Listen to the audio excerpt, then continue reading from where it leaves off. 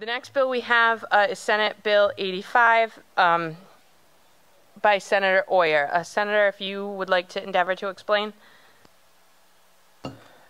Yes, thank you, Madam Chair. This bill has been introduced due to the federal government shutdown.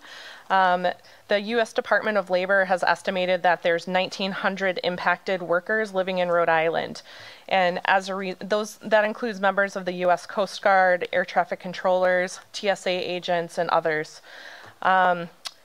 They've missed at least one paycheck due to the federal shutdown and are on track to at least miss another one if things don't get resolved on the federal level. This bill is really intended to give peace of mind to those families. I know that almost 80% of Americans are living paycheck to paycheck. So missing one paycheck is a problem. Missing two paychecks could be disastrous. This is really intended, again, to give peace of mind around some financial issues for those families. It's not intended to be a long-term kind of ongoing resolution, but is only intended to affect these financial concerns while the shutdown is in place and these workers are not receiving a paycheck that they would normally receive. Some of the protections that it would be included is a suspension of obligations to make their credit card payments, leases, residential loans for their primary residence, as well as their contracts for their car loans. The suspension doesn't mean that they would never again have to make those payments, but that it would be a deferral of those payments again until they started receiving their paychecks. So I think that I've heard a lot of comments from folks around different specifics in the bill and different language. Given the nature of this, again, that folks have missed at least one paycheck and most likely will be missing at least a second, I am encouraged by the support of everyone of this bill, and I think that the issues that I look forward to hearing testimony tonight and having a discussion about how we can make this bill the best bill possible, and again, really give peace of mind to those families who are being financially impacted by the federal government shutdown. Thank you, Senator Oyer. As I indicated, we do have several witnesses signed up to testify. I am realizing that many of the witnesses indicated that there will be no testimony. A couple of groups, particularly the Bankers Association as well as the Rhode Island Association of Realtors, have indicated that there are some possible amendments that you would like to provide, and we're happy to see those. If you could get them either to myself or to Senator Oyer or both as soon as possible, that would be helpful. So if we do bring this back and there is a sub-A, that we include everyone's input. The two witnesses we have signed up to testify are Steve Brown and George Nee. Is there anyone else here that wishes to be heard? George, you can come up as well. Steve, we'll start with you. Welcome back. I know you missed us. I certainly did. Thank you, Madam Chair, members of the committee. My name is Stephen Brown. I'm Executive Director of the ACLU of Rhode Island.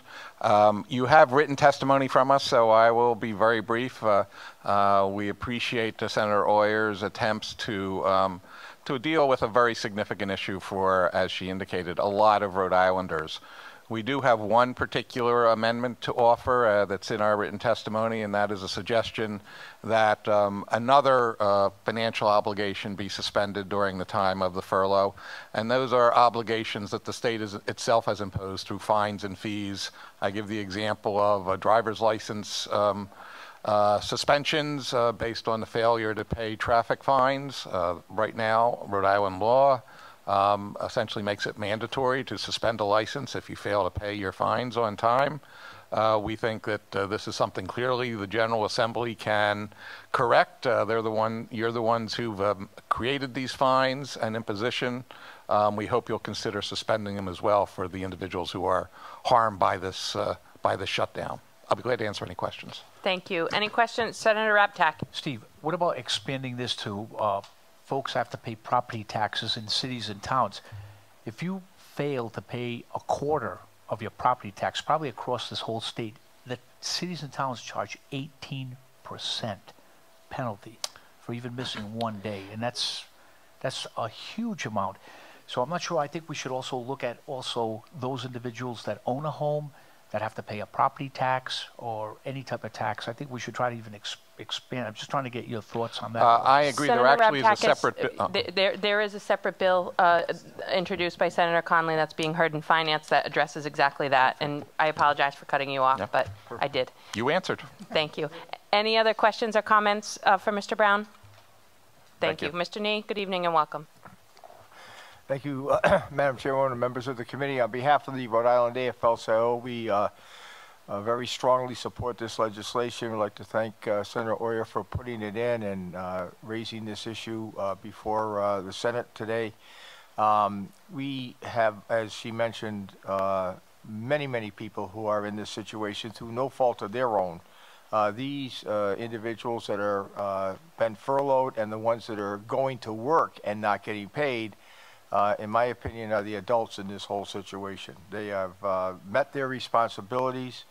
I can't imagine this happening, going as long as it did. And the other thing, which is really, and this is not anything that can be done here, is on unemployment insurance. It's come to our attention that if you've been furloughed, you are eligible to collect unemployment insurance, and then you have to pay it back when you get your check, which is fine. The people who are working and not being paid are not eligible for unemployment insurance. So it's almost a double hit. You go to work, you do your job, whether it's the Coast Guard, the air traffic controllers, the TSA, all people that we really depend on, the FBI, Secret Service, they're going to work every day, they're not being paid. And yet they're not eligible for unemployment insurance, and you know, they really deserve a lot of credit for doing that. They're protecting us and are being mistreated.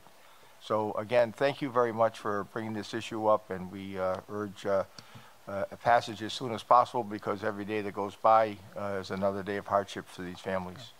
Thank you. Senator Raptakis. Chair, George Lee brought up a good point, and I want to commend Senator Oyer, because you're right. Today in the media, they're saying it's day 32. It reminds me of the Iran hostage crisis, where it went on to 440 days. And you're right. I think our federal employees here in Rhode Island should not be held hostage by the administration and by Congress. So we should try to get this as quickly as possible so it ends. But absolutely good point. Thank you. Any other questions or comments for Mr. Nee? Thank you. And again, we do have several people here, not all of whom have signed up to testify. If you do have some interest in this bill and there are some amendments or changes you're looking to have made, kind of now's the time. So make sure that you discuss those with the sponsor or with myself, and hopefully we can get this back here relatively soon. Are there any other questions or comments for any of the committee members? With that, Senator Oyer moves to hold Senate Bill 85 for further study, seconded by Senator Archambault. All those in favor signify by saying aye. Aye. Opposed? The bill is held for further study. Senator McKinney moves that we adjourn for the evening, seconded by Senator De La Cruz. All those in favor signify by saying aye. Aye. Opposed? We're adjourned.